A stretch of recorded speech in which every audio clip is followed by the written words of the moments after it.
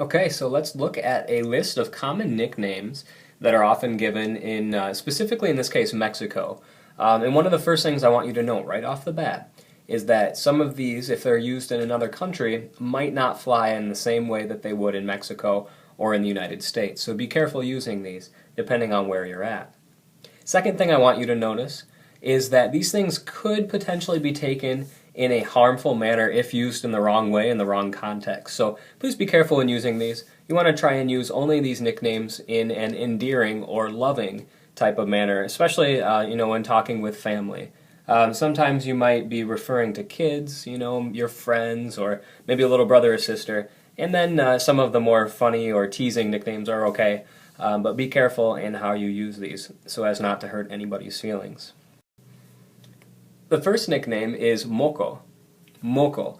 And that's given to somebody who's the occasional nose picker, right? You'll look over and you'll catch them maybe picking their nose a little bit, or maybe this is the kid that always has the runny nose. But sometimes it can just be given to a kid just to be funny. Another one is flaco. Flaco. Flaco is another word for delgado, but it means someone who's really skinny. This can be kind of the opposite, though. They might be actually given to a person who's a little bit bigger. This is kind of like one of those things where you might call somebody tiny, but they're actually a really tall person, one of those opposite type things.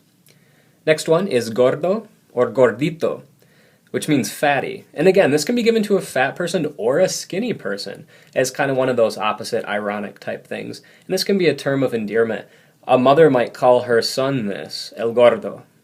And that is just something that is fairly common, actually. This is also something that boyfriends and girlfriends might use. A girlfriend might call her boyfriend gordo if he's maybe a little overweight, or really even if he's in good shape sometimes, just as a term of endearment. Next one is charro. And charro in this case refers to someone who's kind of like a cowboy, or maybe you might think of someone as a horseman. This person looks good in a cowboy hat and boots. That isn't maybe as common of a style here in the United States, but in a lot of parts in Mexico, there are people that are ranchers and often wear the cowboy boots and the hat, and so that's a more common thing. Maybe you have an uncle or a dad or a grandpa that likes to wear cowboy boots and hat, and that might be a really fitting nickname for them. Next one is el chiquilín. El chiquilín. And that's somebody who's really small, right? If you think of the word chico, which means boy, that's someone who's tinier. Chiquito is even smaller than that. So this is a person usually that's smaller in stature.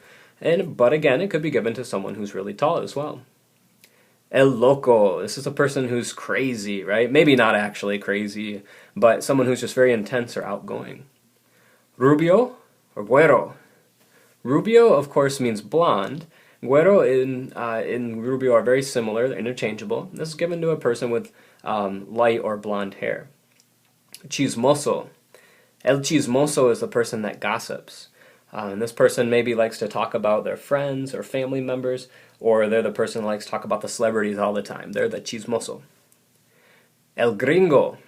Gringo is a white person, maybe just given to a person with lighter skin. It could be. And a lot of times you'll hear people, when they travel to another country, a Spanish-speaking country, they get called gringo, because they're the only white one there. El viejo. Viejo means old, right? So old man, usually given to an older person, but can be an term of endearment. So you could call your padre el viejo, and it wouldn't be like you're making fun of him for being old, just using that as an endearing term. Prieto, moreno. This is a person that is darker skinned.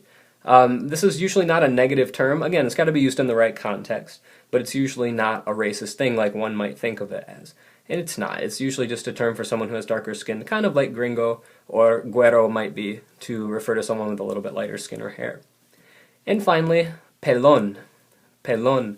Pelón means baldy, and this is given to a balding person or actually a really hairy person. Again, more of like an ironic type thing. So you could think of Senor Alberta maybe as pelón, right? Not bald, but hairy. It's got that beard, so definitely pelón might actually work in this case.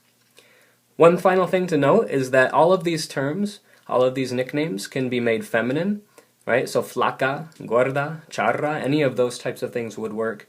And a lot of times you'll see either el or la in front of them. El gordo, el charro, referring to the right? That is the person that has that nickname. Hope you'd enjoy it, and I hope you try and maybe give some of these nicknames to some of your friends, parents, family members, but be careful to use them in the right context and not in a harmful way. Ciao.